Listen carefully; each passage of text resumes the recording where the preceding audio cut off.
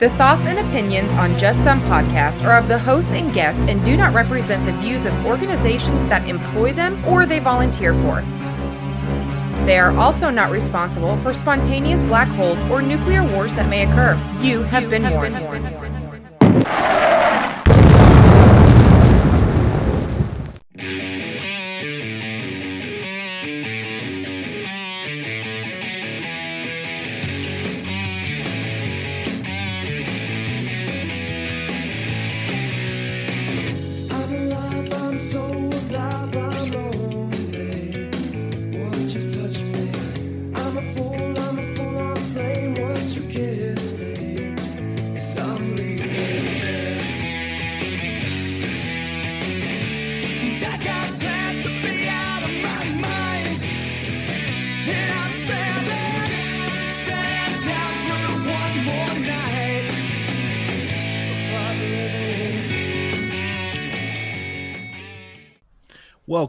Welcome everybody to another fun-filled and exciting episode of Just Some Podcast. This is Tom. Hey, this is Ben. Tom, man, how's your few days been since we're kind of doing a quick back recording here? It's actually been pretty good. I just looked down and I saw my arm, and we've had some nursing students, and well, we don't have any IVs in the clinic, but we do have like butterflies and stuff. So I was teaching them how to draw blood and everything, and I just realized I live in a part of the country where the IV heroin epidemic is mighty high, and now all the available vein sites are just full of holes. This may become problematic at work as you start to bruise up. So, yeah, maybe I should have thought about that a little further ahead. Well, yeah, what can you do?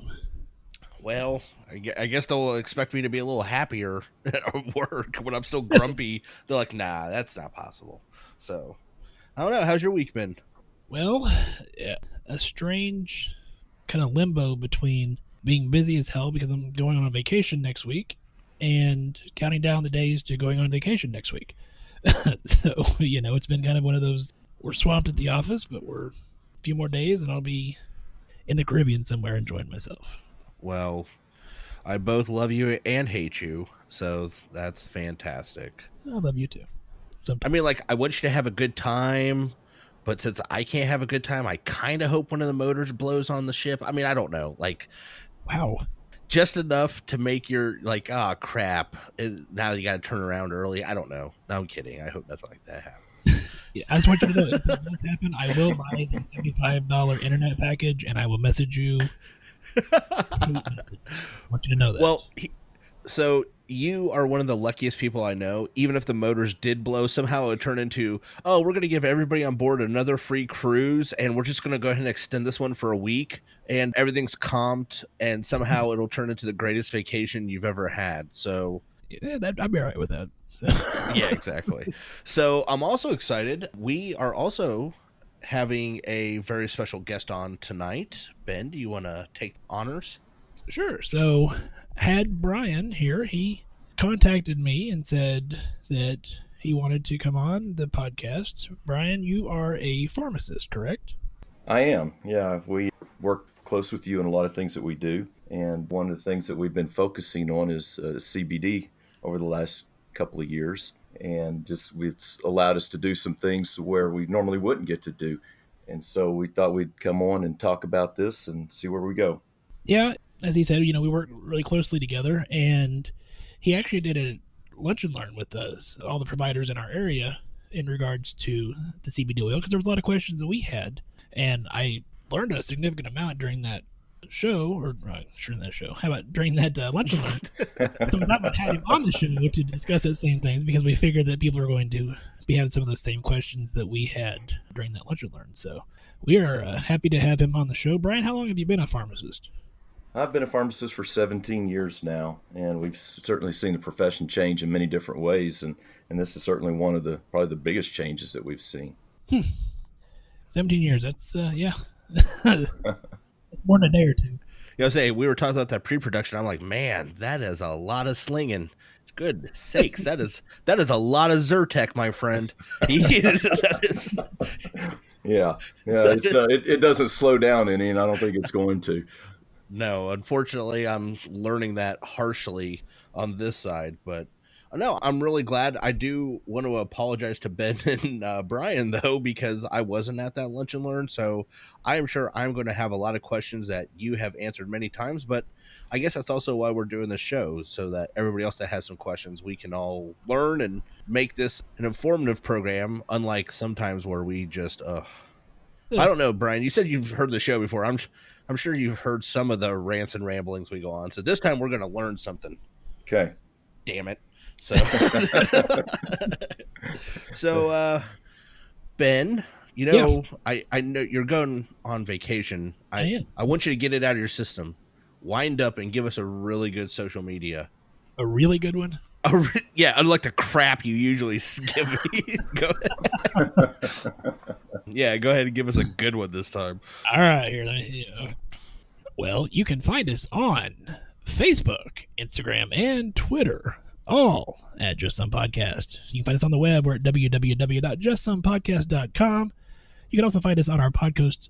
Ooh, see, like you got me all excited. I messed it up. You can also find us on our podcast hosting service. That is justsomepodcast.libsyn.com. Don't forget, you can also find us on YouTube and on Helium Radio. We're on Helium Radio After Dark, Thursday nights, 9 p.m. Eastern, 8 Central. You can also email us, admin@justsomepodcast.com. Tom, what else can they do to help out the show, man? Well, first of all, they can give us some ratings, reviews, share us with their friends and family. We might get up to 14 listeners at that point. And then what they can do, is they can go to our website. At the bottom, there's an Amazon affiliate link. Anytime they go to do any shopping on Amazon, they can click on that first. It takes them back to their shopping. It's free for them. And then any of the shopping they do, the small amount of proceeds comes back to the show, and we reinvest that into the show. So that would be very helpful. And people have been really good about clicking on that link. So we truly appreciate everyone that has done so far. The other thing that they can do is on our website, justsomepodcast.com. If you scroll up to the top, there is a link that says online store. If you click there, it'll take you to our online store where you can get all kinds of Just Some Podcast merchandise. We have t-shirts, socks, cups, mugs, stickers, all kinds of cool stuff. Words are hard. The most okayest podcast ever. Go buy some merch. Let everybody know that you listen to the most okayest podcast ever. Yeah, I think the socks have really been popular. Yeah. I got our little logo on them, and they look. Yeah, I'm not mad about it. I'm just like, really, socks? Okay, that's cool. Whatever. So if that's we're out of the what underwear people game, want, so we're just doing socks, Yeah. Well, that men's thong really did take off the way I was predicting. So. Well, we are big in Europe, so. How are you doing, wild and crazy guys? All right, so I like to get ahead of myself, and I got a lot of questions for Brian, but before we get there, we have a story we may have missed, which, since I suck at doing these things, and I usually don't do them, I'm not going to, even though I found this one. You did find this one, and you sent it to me, and I said, hey, that's a great idea. And like sometimes how stories change, this one has actually changed since you sent it to me. Because the original story that you sent me was that the World Health Organization is going to list burnout as an official medical diagnosis. However, that apparently is not exactly correct. So it is going to actually be listed in the International Classifications of Diseases. It will be listed as a medical condition. I'm sorry, not as a medical condition. Words are hard. But instead as an occupational syndrome. Sounds like Go ahead. Sounds like horse shit to me. Well, at least it's in there. I mean, we're making progress. And this did happen, Tom, after we talked about it on our episode. So, I mean, yeah. Maybe that's why they changed it. They felt like they were going to step on our toes, and they didn't want to do that. It's okay. It's okay, WHO. You go ahead and fly that flag for us. So, according to an article that I'm reading here, the 11th edition will now claim that the syndrome is due solely to, quote, chronic workplace stress, unquote, and, quote, should not be applied to describe experiences in other areas of life. And their official definition for burnout, or as we called it, moral injury, would be, quote, feelings of energy depletion or exhaustion, increased mental distance from one's job, or feelings of negativism and cynicism related to one's job, and reduced professional efficacy, unquote.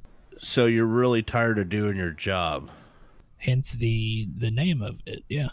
Okay. I'm glad they got all wordy. Like, sick of the shit.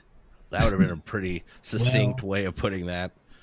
There actually apparently was a recent report out from a Harvard physician estimating that burnout in the United States is a public health crisis, and they are estimating that it costs the economy. Tom, you want to guess the amount of money that it costs the economy per year?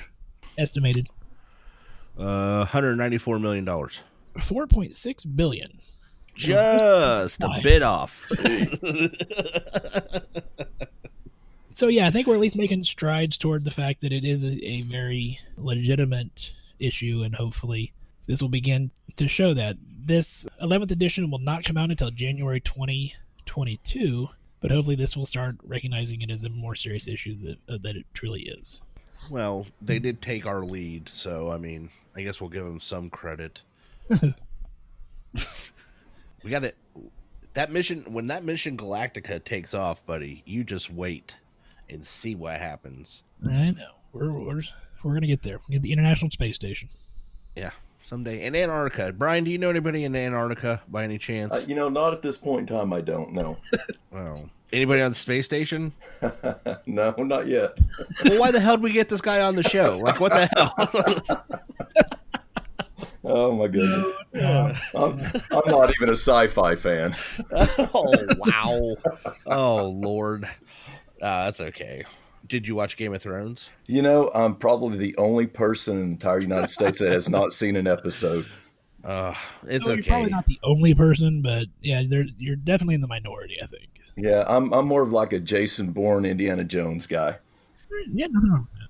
Absolutely nothing wrong with that. But I would tell you, yeah, Game of Thrones was pretty good. But so is a lot of the other sci-fi stuff. But let's jump into this. So, boys, I will be honest. This is one of the few things I didn't get a lot of time to prepare. We only had a couple days turnaround and been busy. And I was like, well, I'm here to learn from the experts. So I'm pretty blind on a lot of this. So I'm going to let you guys lead the way and jump in when I have questions. Okay. Well, Brian, so I know when we talked, this is something that before you kind of embrace this, you did a pretty extensive amount of research on. Is that correct? I did. And actually it goes back almost 9 years. I was applying for a state board of pharmacy position, and I was being interviewed by the lady that makes the appointments to the governor, or the recommendations to the governor. And the question I was asked was, how do I feel about the legalization of marijuana? And at that point in time, I didn't know how to answer it. I didn't even know it was an issue within the state. And I just kind of made my way through the question. And apparently I didn't answer it very good because I didn't make the board position. Well, hopefully, yeah. So anyways, and it was about that point in time is where I really just kind of started watching it. But probably over about the last year and a half is really when I got a lot more in depth as far as just reading and researching, asking questions and going to conferences and just doing a lot of listening and making sure I was around the right people that seemed like they really knew what they were talking about. And it just kind of led me into this. And, really my focus has been more on the safety of it than anything. And I just think that's very important that we're careful with what we're doing, with what we do as far as healthcare providers. So I guess I started off here with a question. Do you think that as CBD oil, so will legalization of marijuana? Do you think they're intertwined, or do you think these are two items that will stay separate as far as legal issues go? Well, that's a really good question. I think they're intertwined. I think one leads to the other. I don't think you can really separate the two per se. I'm not necessarily a fan of worldwide legalization of THC. I think it's too dangerous. And I know there's going to be a lot that's going to go against that and not be in favor of it. But I at some point, we're going to have some kind of control over it, whether the FDA does it or not.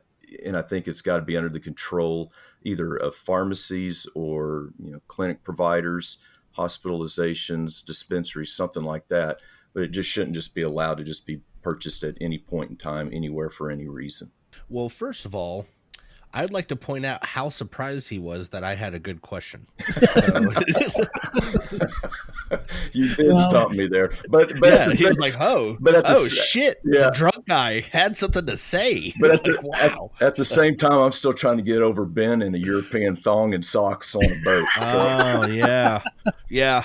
That is a doozy. The first time you see that image, let me tell you, my friend. Ooh.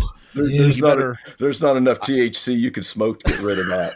Yeah, I really hope you had a light lunch. You know what I'm saying? Just throwing it out. Oh, Ben.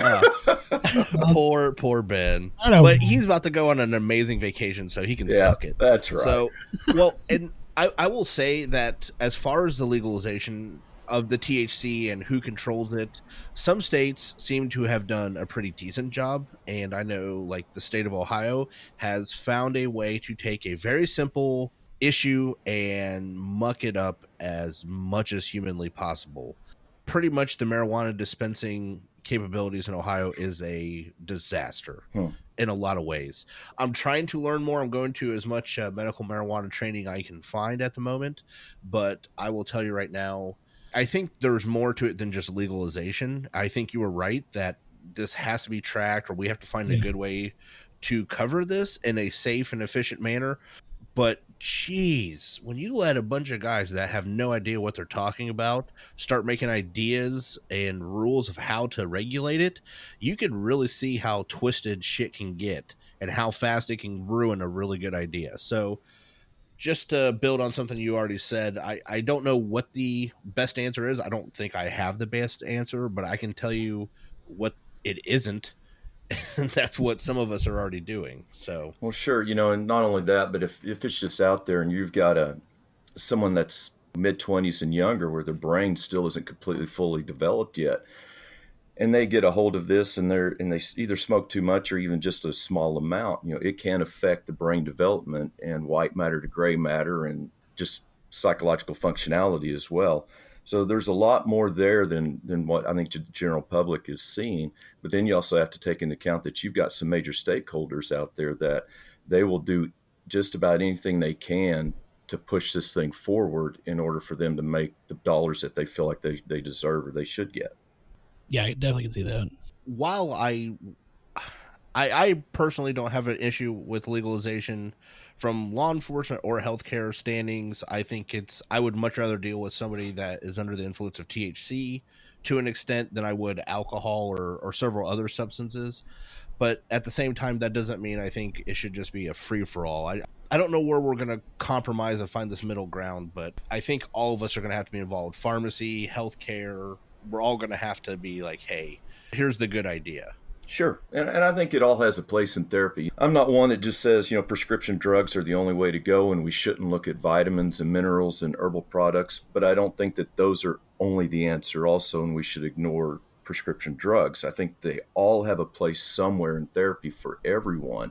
It's just, you've got to figure out what is best for you and the direction you want to go for your treatment. So it's there. We just have to make sure that we carve it in a safe direction and that people are protected and they're going to be okay in the long run.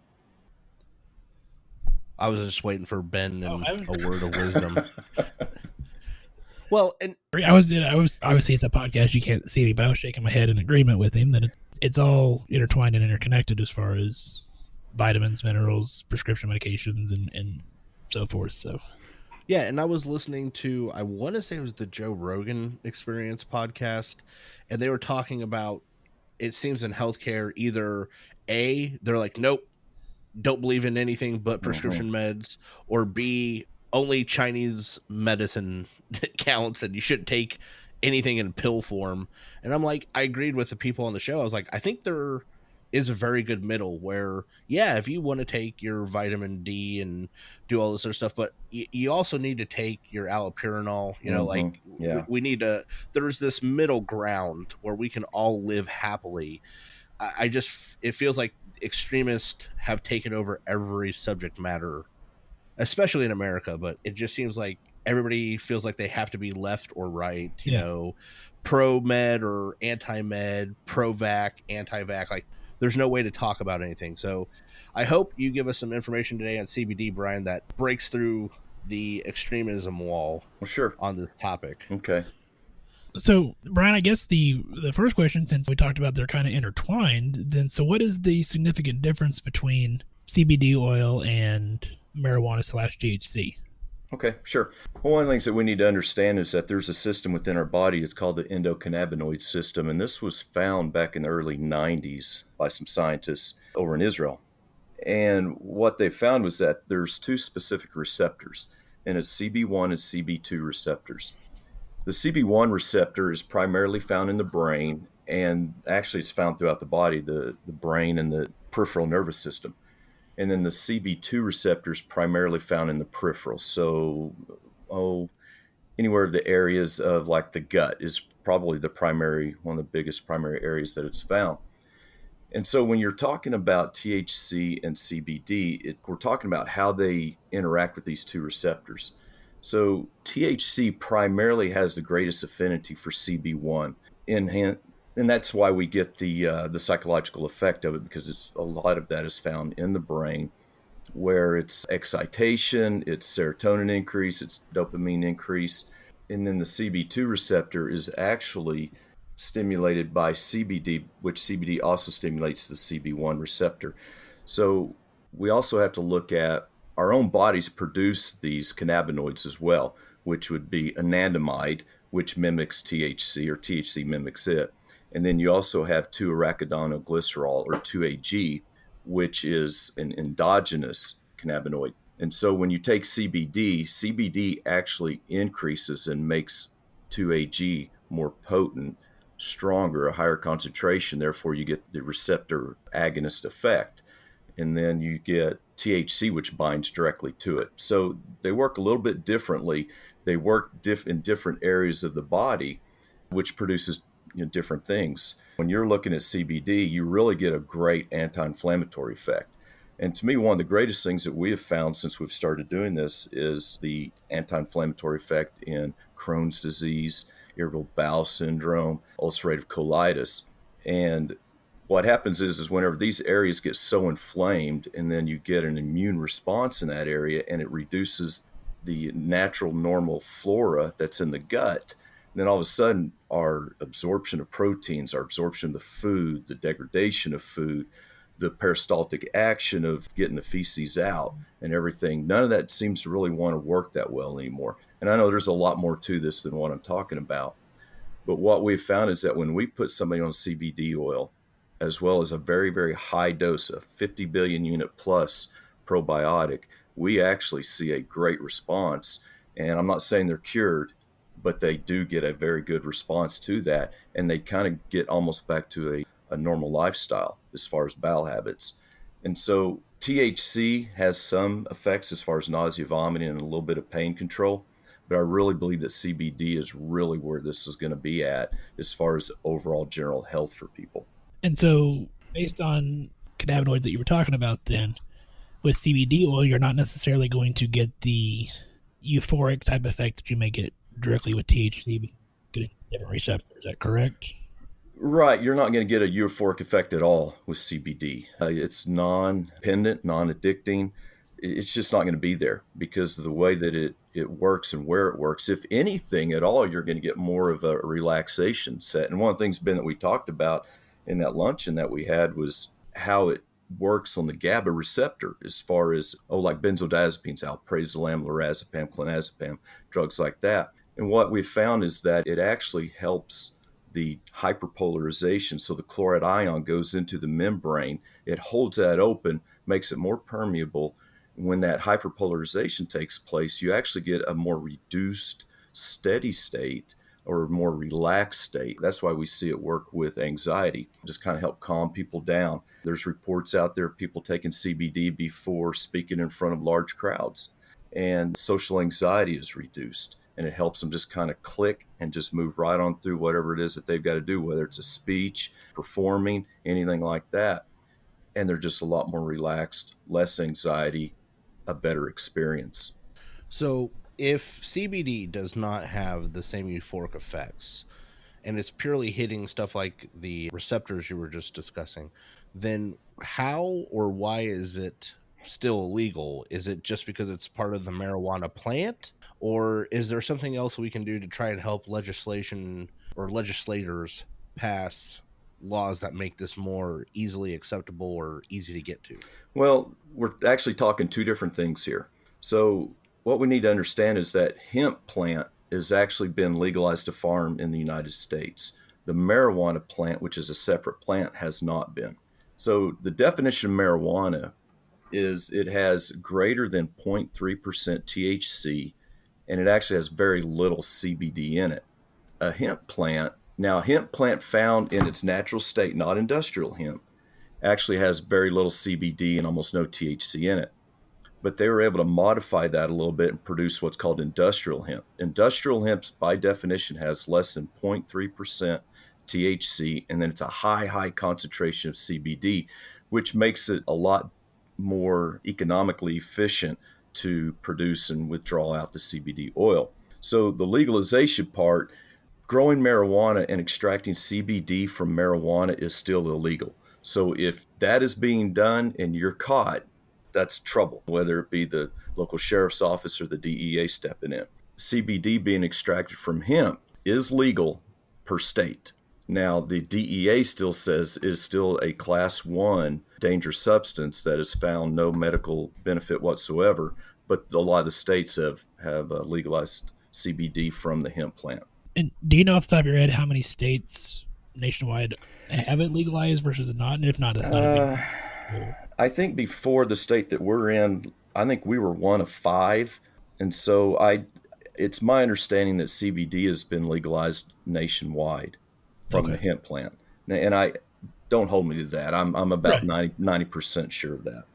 So if CBD, we'll assume it is legal everywhere, then how can I've never prescribed it. I've never had anybody ask for it. Where can they get that at a pharmacy? Where would they go to get that? Well, you could probably get it just about anywhere. When we had an article written on this for us from our local newspaper, I had a gentleman come up to me and he said, Brian, I've never, and he runs a mental health facility here in our town. And he said, Brian, I have never even paid any attention to that until I read that article. And he said, everywhere I look now, you see CBD all over the place, which is true. You're finding it in local vape shops. You can find it in gas stations, grocery stores, major markets, pharmacies, chiropractor offices are selling it. So it's everywhere. The thing that people have to understand is they've got to know what to look for when they're going to buy it and to make sure that they get the right product. Okay, so what do we need to be looking for? Great question. So, well, number one is make sure that you get it from a reputable place. I guess I could be bold enough to say if you're buying it at a gas station or vape shop, I would be very careful with that. And I'll just case in point, I had a gentleman come in and say, bought my first bottle at such and such place in a town about 2 hours south of us here. And he said it worked really well. And so I just happened to stop at this vape shop and walked in and bought this product. He said, I just got no response whatsoever. And he happened to have the bottle with him. So he brought it in. And what it was, and I kept the bottle, and it's really interesting. And it was just hemp extract oil. And when you look at the ingredients on the back, nowhere is listed CBD, cannabidiol, phytocannabinoid, nothing like that. So basically, he just bought glorified salad dressing, and it didn't work for him. So I think where you buy it is very important. I think it needs to be in a reputable place, whether a healthcare professional, whether it be a chiropractor, or a wellness center, or a pharmacy, or a doctor's office. Most of those people are going to do the research and they're going to make sure they have a good quality product, because they're not going to recommend something that's going to degrade their reputation, especially in a small town. So some of the things to look for. Number one, it really, honestly, it needs to be what's called a full spectrum or a broad spectrum.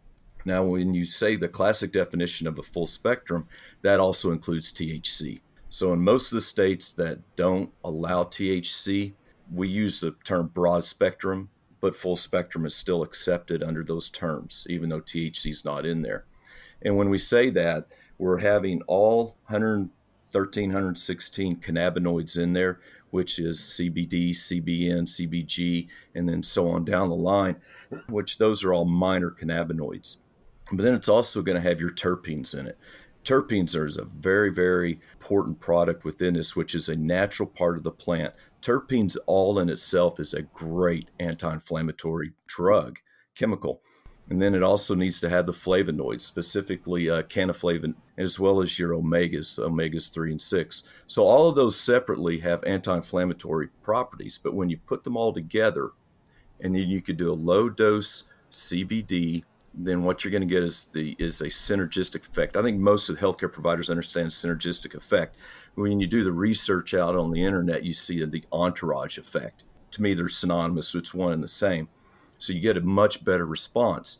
And the reason why that's important to do a full spectrum, let's say you go with an isolate. So the new drug out on the market for seizures, Epidiolex, is an isolate of just CBD, which means you have to take about 250 to 300 milligrams 2 to 3 times a day to get the response that you need. When you get that high of cannabidiol, then what happens then you start going through metabolism in the liver through the cytochrome P450 system.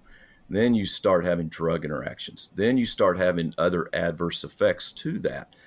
When you do a full spectrum and everything is at a low dose, you don't have the issues with the liver that we know of at this point in time.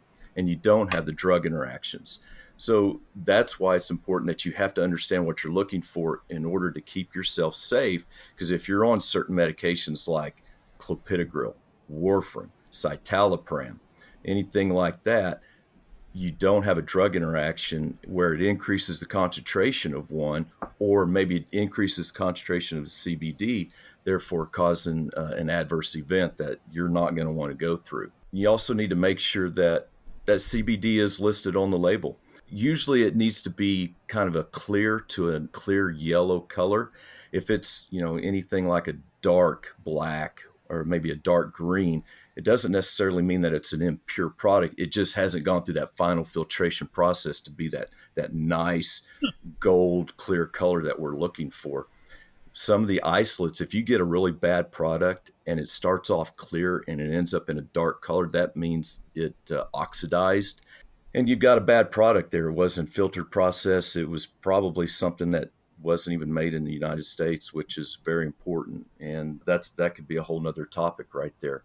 One of the things also is that we need to watch out is if you're buying cartridges for vaping pens, what is the medium that the CBD is put in? Meaning, is it propylene glycol? Is it polyethylene glycol? Is it glycerin? These products here, there's a lot of debate on the internet right now over these as far as their safety. The FDA says that propylene glycol and glycerin is totally safe, topically and ingested orally. But when it becomes in a vapor form, what happens is it actually changes chemical structure. It changes from a glycerol or a propylene glycol into a polymer such as formaldehyde. And when it does that, it actually becomes a class 1 carcinogen, which has been known to cause cancer. So even though the studies show that the time of vaping, the surface area, and the time that it's actually in the lung is very low, meaning it's not there very long, but over time, if you continue to stimulate that, if you continue to add to it, your chances of cancer forming has greatly increased. It's just kind of like taking amoxicillin. You could take it your whole life and never have an allergic reaction, and then you take it just that one time in your 60s or 70s, and all of a sudden you have a full anaphylactic reaction or you break out in a rash. It's just because it was just that time and it happened and your body responded differently to it. So we need to be careful. Yeah, go ahead, Ben.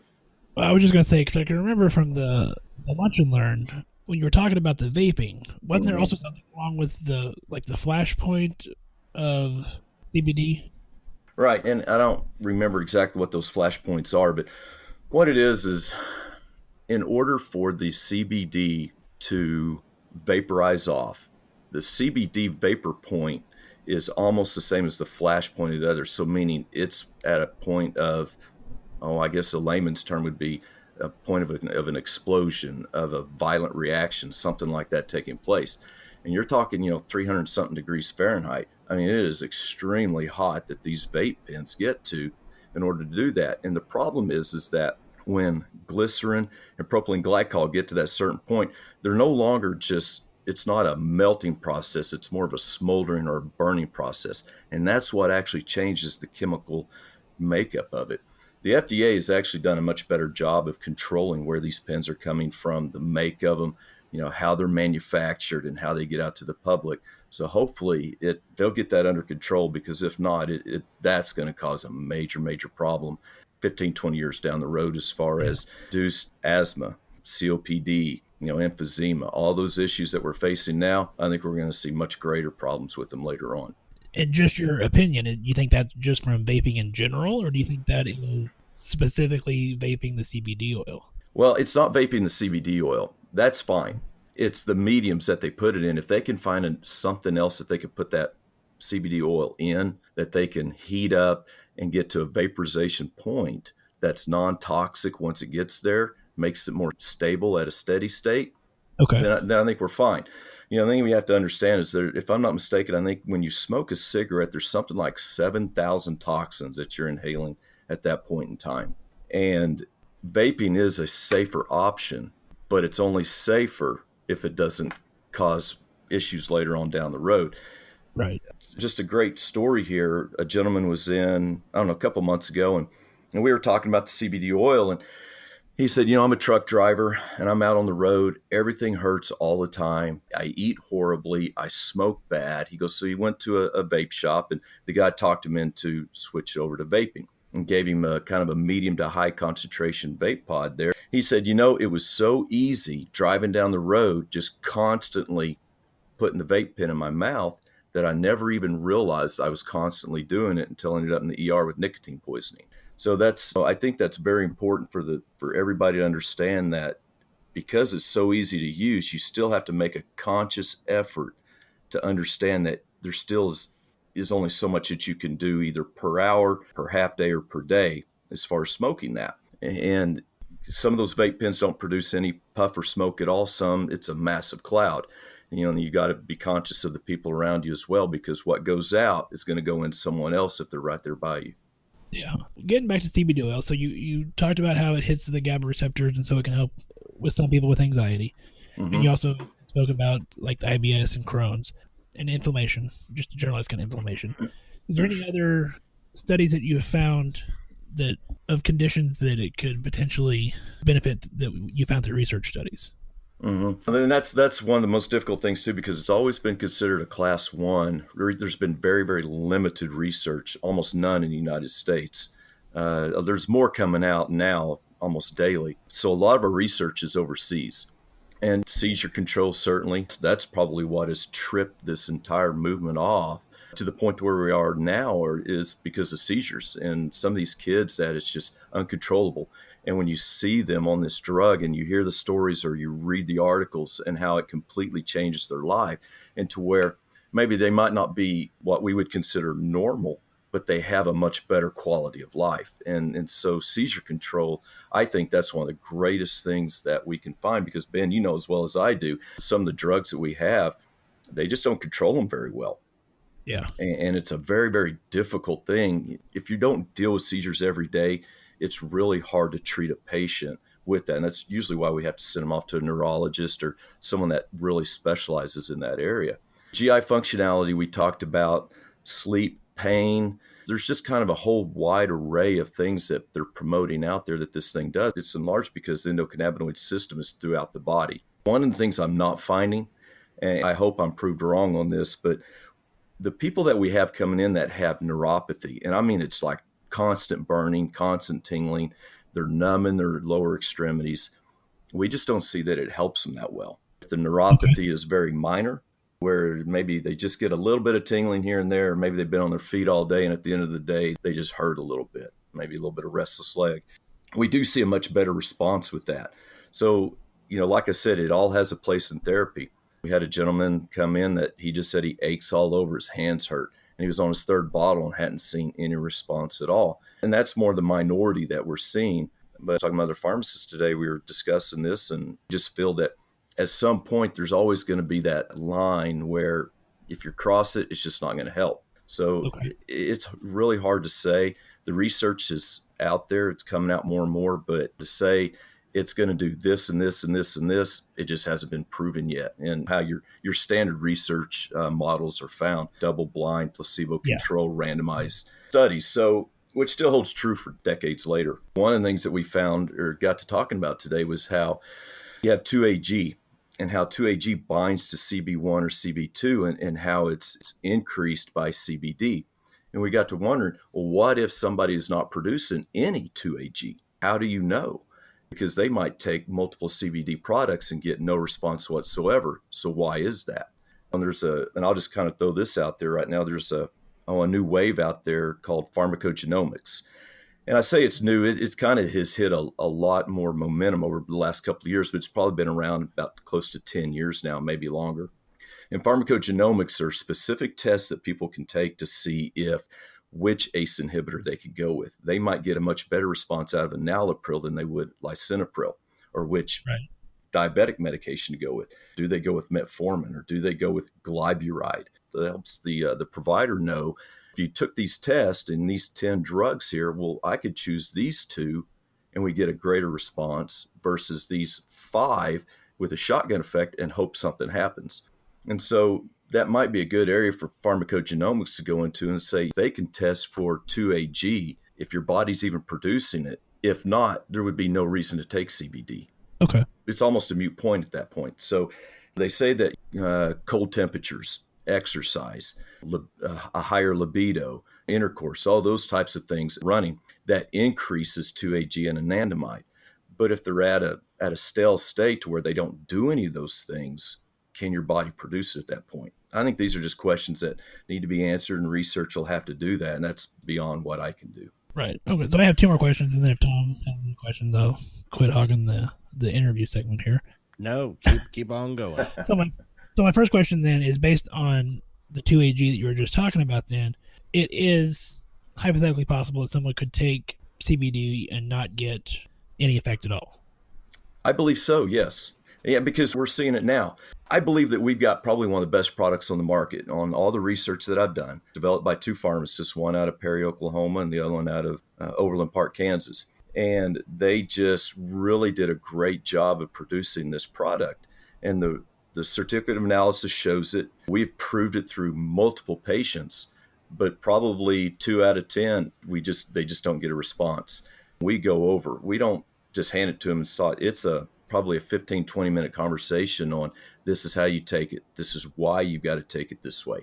Do you take any medications? Do you take any blood pressure medications? Why do you want to take it? And so we ask a lot of questions, and we don't let them just come in and just say, oh, I just want to try it just because. It just doesn't work that way. I think if we're going to be the ones that are going to be out in front of this, we need to make sure that they're safe and we ask the right questions. Okay. Then my other question then is, because you kind of hit on it there, are there certain medications that they can be taking that it is absolutely contraindicated with CBD oil? Full spectrum CBD oil, no. At this point in time, I have found no absolute contraindications.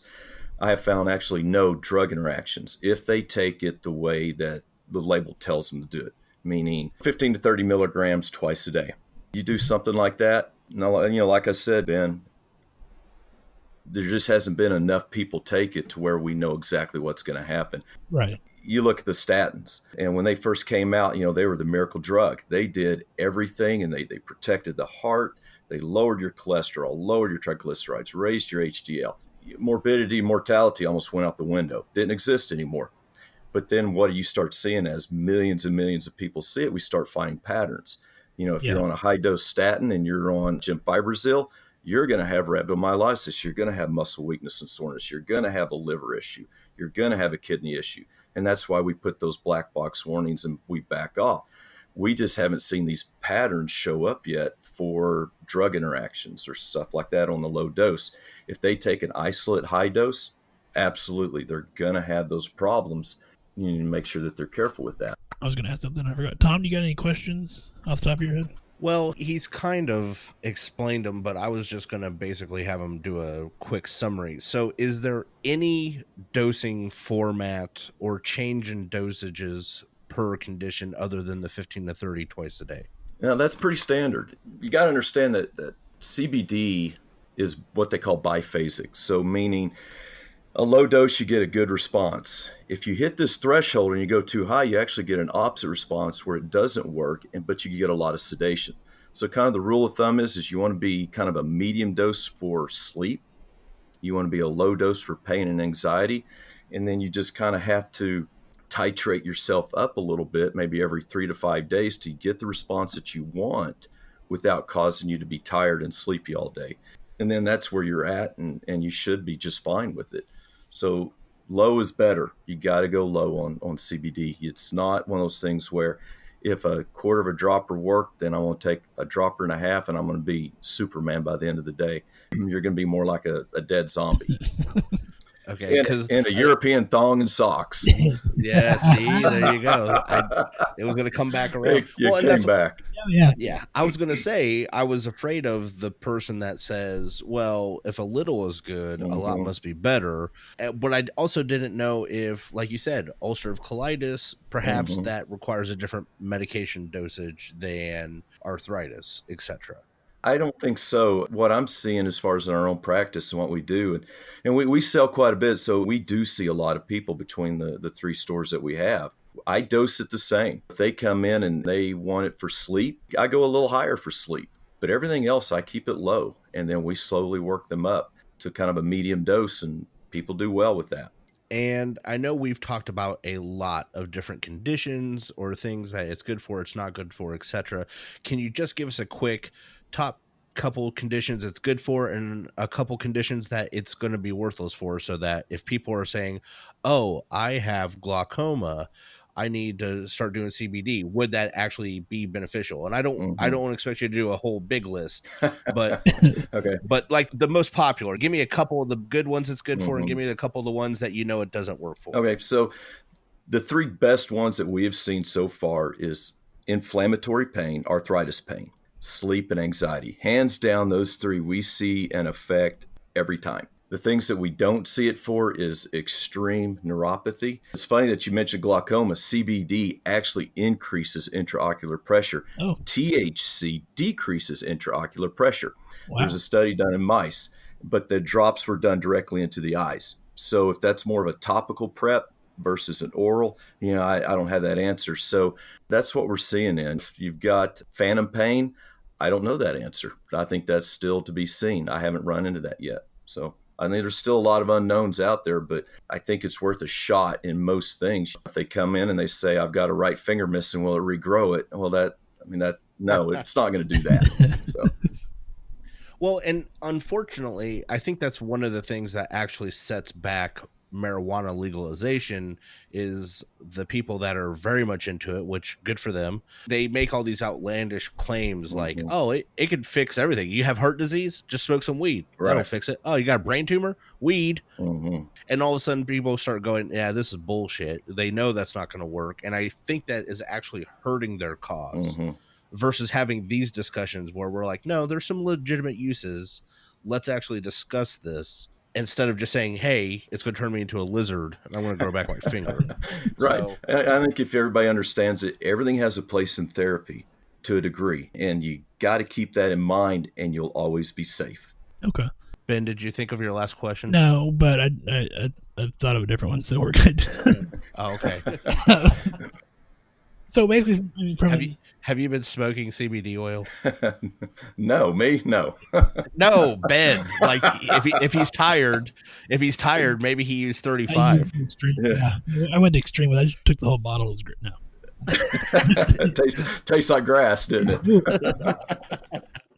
So basically, from a family practice standpoint, then the thing that we need to be aware is, because I do have patients come in probably weekly. And ask me about this. And my kind of go-to is, obviously you need to make sure you kind of do your research and know that you're getting a good product. But I tell them, if you want to try it, I certainly don't have an issue with that. If it works for you, great. If it doesn't, then you're out the cost of that first bottle. Right. Is there anything else from a family practice standpoint that we should be concerned with or looking at or telling our patients if they do ask about it? At this point, no. I think if they're educated and they understand that what to tell the patient to look for. If you don't have a resource that you can send them to, then you got to make sure it's full spectrum. Stay away from the isolates. Vaping is not an option. We had a provider tell somebody that, oh, you just need to smoke it. And, and we need to talk to that provider because I don't believe that should ever be an option unless it's the absolute last resort. Orally, under the tongue, sublingually, works probably 80% as effective as inhaling and 100% safer. So if you stay with the safe and you stay in the middle of the road and you're educated and you tell that patient do the research beforehand, and that's fine. And tell them they've got to stay away from the $20 bottle. That $20 bottle is going to get them in trouble every time. CBD is not cheap. It shouldn't be a $300 bottle, Right. but 70, 80 to about 150, and you're going to get a good quality, excellent product. Okay. And so you had said something about research. Generally, this podcast obviously is trying to direct it toward medical professionals. Mm-hmm. But is there a good one or two websites out there that when you have researched this, you said, okay, this is good quality information versus this snake oil bullshit that is out there sometimes? Right. So, yeah, there are. And I'll tell you, WebMD is one, but you have to have a subscription to it. So really, if you type in the things that you're looking for and you go to Wikipedia, a lot of Wikipedia is referenced back to WebMD. And that's where you can get a lot of good, solid information. There's another website out there called Project CBD. Great reference. But you also have to understand that they are very, very pro THC. They're pro marijuana. I mean, total, regardless of the safety aspect. And what I say by that is they had an article over CBD or THC and pregnancy.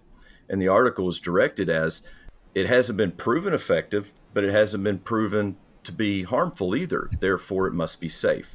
I don't agree with that. If it has not been proven to be safe and effective in pregnancy, why would you put your baby at risk? Yeah. It's not worth it. It just is not worth it. And I understand I'm a guy, I'm not a female and I would never have a child. But you also have to understand that research is there for those reasons. It does cross the placenta. It does enter the breast milk. We know those for a fact. Don't expose your child to something if you don't know what it's going to do. Yeah, especially when they're talking about, well, it's by that logic, you could justify just about anything. Sure. Yeah. So, Project CBD is a good one. Medela Sciences, they've got a great product out there called Cannabis RX.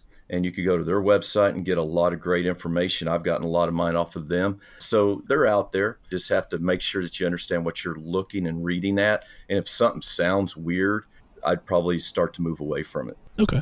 Tom, you have any last questions on CBD before we jump into our final segments? No. I think you got it. I'm still just wondering, like, thong and socks. Yeah. Yeah, it's just rolling around in there like a pinball right now. I just can't get it to leave. Like a Jimmy Buffett song. Oh wow, yeah. But this is not a cheeseburger in any sort of paradise. So that's right.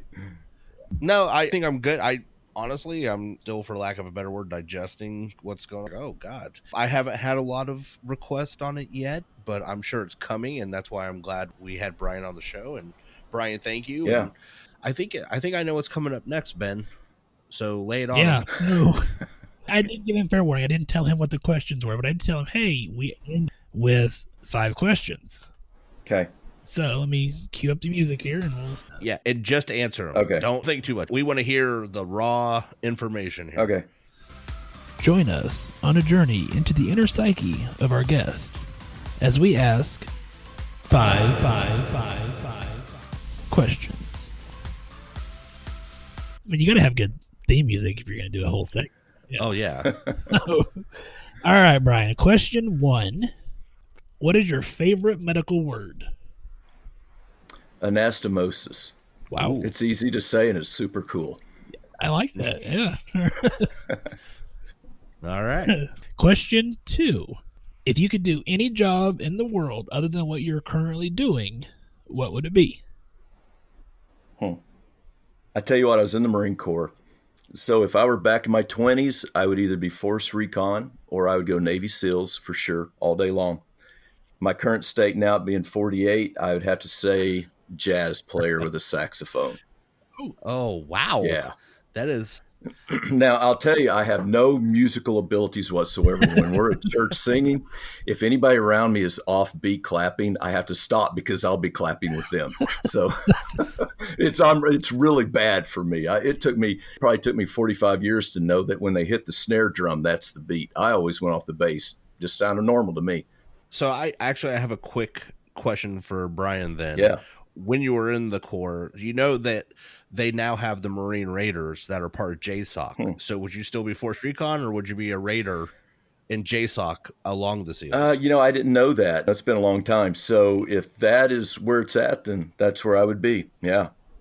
All right. When we're done recording, I'll talk to you for a minute. I don't want to bore the crowd into tears with technical knowledge, but sure. I was like, I think he probably would be a Raider. Yeah. So. Yeah. Okay.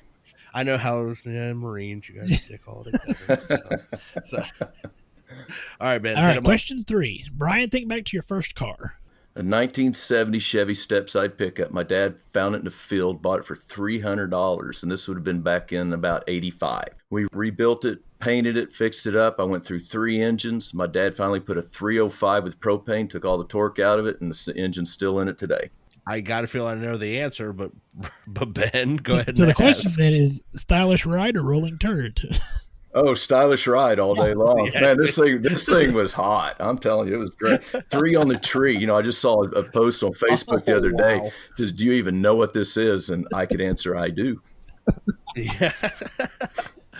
Not a lot of people know the 3 on the tree. Right. So. Yeah. And I could burn it. I'm telling you. I got pulled over one night for getting a scratch in all 3 gears. Nice. All right. Question 4. If your house is on fire and everyone, including your pets, are safe, what's the one thing that you want to get out of your house? My dad gave me a Satori over and under 20 gauge shotgun that dates back to the 1950s. So I think if anything, I would have to grab that, the safe, and then I don't know, anything else. I guess I grab through and throw in my teeth, and out the door I'd go.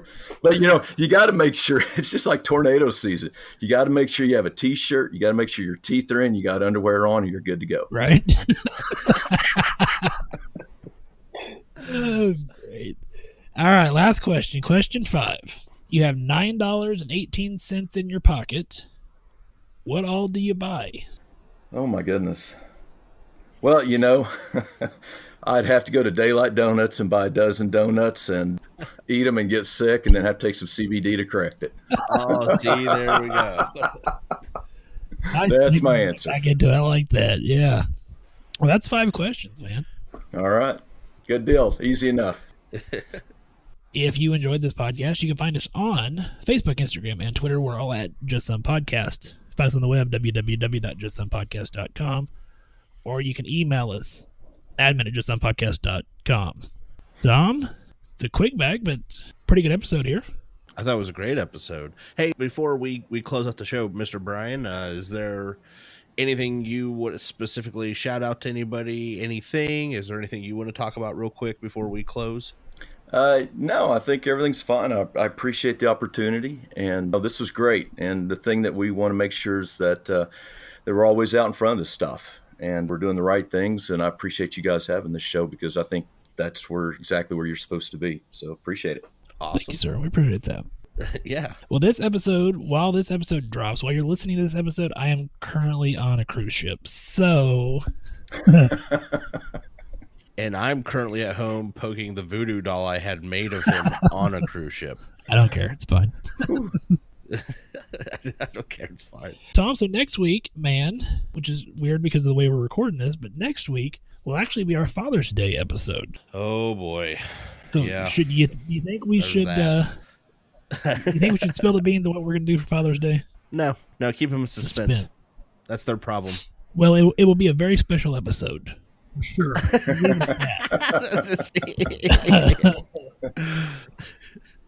Oh, Ben's all Mr. Lovey-dovey. I'm like, yeah, they can wait. They'll figure it out. It will definitely be an interesting episode that people will not want to miss. How about that? You mean like the alcohol episode? Well, yeah. That may fall off the world sometime. That's still my gold standard when you're like, can it get any worse? I'm like, yeah, I know this one time. One of those was great on paper and really bad. It was a beautiful disaster. Yeah. I'm still glad we did it, but I can't wait till we do it again. We're going to do something again. You know it. Well, we'll see. Or I'm going to have a bad day and I'm going to show up to record again drunk. Something's going to happen, but we're going to do it.